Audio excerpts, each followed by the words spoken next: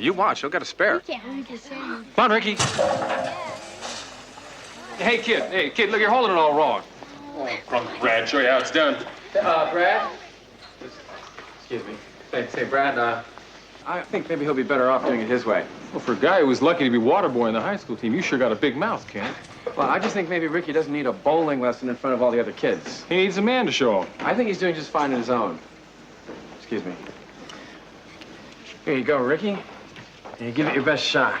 Okay? There you go. Oh, sorry.